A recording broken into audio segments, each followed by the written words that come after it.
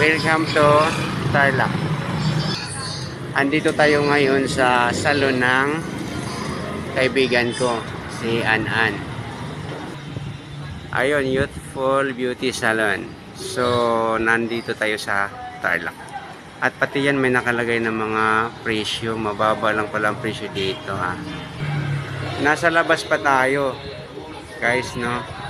So, karon masulod ta karon sa sulod. So dito na tayo sa loob, guys, no. Ma'am Ann, ano ba yung tawag niyan, Ma'am Ann, yung paggawa ni Madam? Riban. Riban. L'Oreal, Riban. Ano? L'Oreal. Oo. Riban. Mahirap banggitin yung Huwag ka pangalan. na lang mabanggit kasi. So yun, no. So at saka yung mga price dito, Ma'am, ano lang, no, Ma'am Ann, medyo talagang oo, mayroon na sa labas kanina pinakita natin. Tapos, ano sila dito, very entertain sila dito pagdating sa loob. Ayan, doon pa yung isa.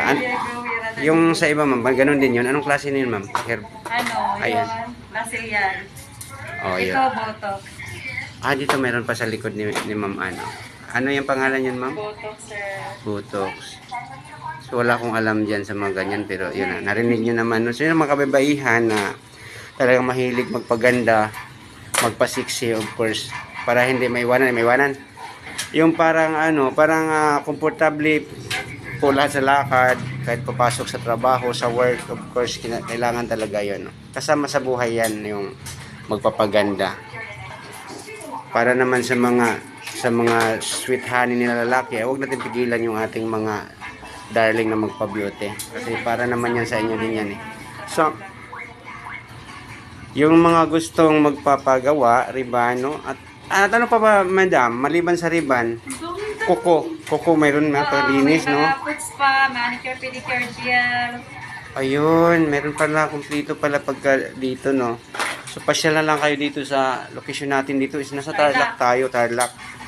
So, hindi ko alam mo ng barangay to. So, dito tayo sa Tarlac ngayon, ha? Oh.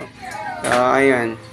So, yung mga malapit na sa Tarlac, pag makita nyo itong Youthful Beauty Salon, at saka may contact number dyan, at may mga rin dito sa advance information na mayroon dito sa loob. Kasi kung taga Mindanao, Lagyan ko na lang itong message dito sa pag ilalagay ko to sa Facebook page natin para pwede kayo mag-message at magkapagbigay rin ako ng dagdag na information. Thank you very much at mabuhay po kayong lahat.